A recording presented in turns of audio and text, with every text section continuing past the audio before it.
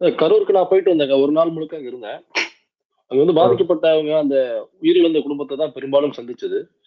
சந்திச்சு அவங்க என்ன சொன்னாங்களோ, அத நேரடியா கேட்டு வந்தேன் அப்படிங்கிற அடிப்படையில நான் சொல்றேன். என்னோட சேனல்ல ஒரு வீடியோவா அப்லோட் பண்ணியிருக்கேன். ஒரு ஒருத்தரும் குடுத்த அ இன்ஃபர்மேஷன்ஸ் பேட்டிகள நான் அதுல அப்லோட் பண்ணியிருக்கேன். ஸோ அங்க கிடைச்ச தகவல் என்னன்னாக்கா, இவங்க டிவிகா அது மன்னிக்கணும்.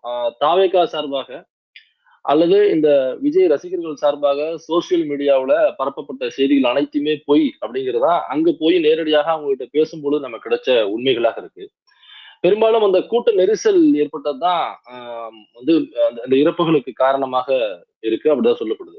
அப்ப இந்த கூட்ட நெரிசல் என்பது எப்படி ஏற்பட்டது அப்படிங்கிறது இங்க கேள்விக்குறியா இருக்கு. அதுல முக்கியமாக அந்த உயிரை பலி கொடுத்த அந்த குடும்பத்தார் சொன்னது, விஜய் அவர்கள் வரும்பொழுது போலீசார் எச்சரித்தும் அவரு அந்த கூட்டத்துக்கு முன்னாடி நின்னு உரையாற்றுவதற்கு பதிலாக, கூட்டத்துக்கு நடுவுல நின்னு தான் நான் உரையாற்றுவேன் அப்படின்னு சொல்லி, அந்த எஸ்பி, டிஎஸ்பியினுடைய மற்றும் காவல்துறை சார்ந்த உயரதிகாரிகளுடைய பேச்சை கேட்காமல், அந்த அறிவுறுத்தலை கேட்காமல், அவர் வந்து அத தாண்டி உள்ள வந்து நடுவுல நின்னு பேசுனது தான் மிக முக்கிய காரணம். அந்த அறிவுறுத்தல்களை மறுத்தது விஜயும், ஆதவர்ஜுன் இவங்க 2 பேரும் தான் மறுத்தாங்க அப்படிங்கிறது, அங்க உள்ள தகவல் போலீஸும் அதான் சொல்லியிருக்காங்க. அங்க உள்ள உயிர் பலி கொடுத்த நபர்கள் அவங்க வீட்ல உள்ளவங்களும் அதான் சொல்றாங்க.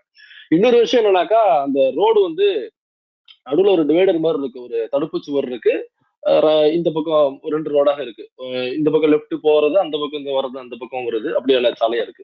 அப்ப 2 பக்கமுமே போக்குவரத்து தடை செய்யப்பட்டு முழுக்க மக்கள் நிக்கிறாங்க. விஜயனுடைய ரசிகர்கள், அவங்க தொண்டர்கள் முழுக்க நின்றுருக்காங்க. விஜய் வருவதற்கு முன்னாடி. அப்ப நிக்கும் பொழுது என்னன்னாக்கா, வண்டி வந்து லெஃப்ட் ஹேண்ட் சைடு அங்க வந்து பாதையில வந்து அந்த பாதையில தான் வண்டி வருது. அதனால அந்த கூட்டம் வந்து ஓகே வண்டி அங்க தான் வருது. அப்ப அங்க வருதுனாக்கா, நம்ம இங்க இருந்து பார்த்தா வியூ கரெக்ட்டா இருக்கும் விஜயா அப்படிங்கிறதுக்காக அவங்க எல்லாருமே பொசிஷன் எடுத்து நின்னுட்டாங்க ஒரு பாதையில. இங்க வந்து நிக்க போகுது வண்டி. ஏன்னா ஏற்கனவே மார்க் பண்ணிட்டாங்க வண்டி அங்க தான் நிக்க போகுது அப்படிங்கிறதுக்காக. அதனால அங்கங்க நிக்கிறவங்க, அந்தந்த பொசிஷன்ல நிக்கிறவங்க எல்லாருமே இங்க நிக்க போகுது அப்படிங்கிறதுக்காக தன்னுடைய உடலை திருப்பி அல்லது தனக்கு ஏதுவான ஒரு பாதுகாப்பான இடத்துல எல்லாரும் வந்து சேஃப்டியா நின்னுகிட்டு அந்த இடத்தை நோக்கி பார்க்கறதுக்காக பார்த்துக்கிட்டு இருக்காங்க. ஆனா வண்டி என்னன்னாக்கா, அறிவுறுத்தலை தாண்டி அந்த பக்கம் வந்துகிட்டு இருந்த வண்டி திடீர்னு ரூட்ட கட் பண்ணிட்டு இந்த பக்கம் வண்டி இல்ல. அதாவது இங்கேருந்து போகிற வழி இருக்கு இல்லையா? இங்கேருந்து போகிற வழியில அது வந்து ரூட்ட கட் பண்ணி ஒன் வேல இப்படி பூந்து வந்தோனயே, இப்ப இந்த பக்கம் நிக்கிறவங்க எல்லாம் பொசிஷன் எடுத்து நின்னாங்க இல்லைங்களா? இவங்க எல்லாருமே வண்டி அந்த பக்கம் போகுதுன்னு தெரிஞ்சோனயே, முண்டி அடிச்சுக்கிட்டு அந்த பக்கம் வர்றதுக்கு முயற்சி பண்றாங்க. அப்ப வண்டி அங்க வந்து நிக்குது. அந்த பக்கம் நின்னவங்க எல்லாம் முண்டி அடிச்சுட்டு ஓடி வரும்பொழுது, அந்த தடுப்பு சுவர தாண்டி எல்லாரும் குதிக்கிறாங்க. அந்த வாகனத்துக்கு கிட்ட போகணும். விஜய் வந்து கிட்ட நின்னு பார்க்கணும். அவருடைய பார்வை நம்ம மீது பட்டு விடாதா? நம்ம சொல்றத அவர் கேட்க மாட்டாரா? நம்மள ஏதாவது சொல்லி கூப்பிட மாட்டாரா? அப்படிங்கிற அந்த பேராசையில, ரசிக மனப்பான்மையில வண்டி வந்து நின்னோனயே அவங்க அங்க இருந்தவங்கலாம் எகிறி இங்க குதிக்கும் பொழுதுதான் அந்த கூட்ட நெரிசல்ங்கிறது ஆட்டோமேட்டிக்கா ஏற்படுது. மூச்சு விட முடியாத சூழல் அப்படிங்கிறது அப்பதான் ஏற்படுது. இதுதான் ஆக்சுவலா அங்க நடந்தது.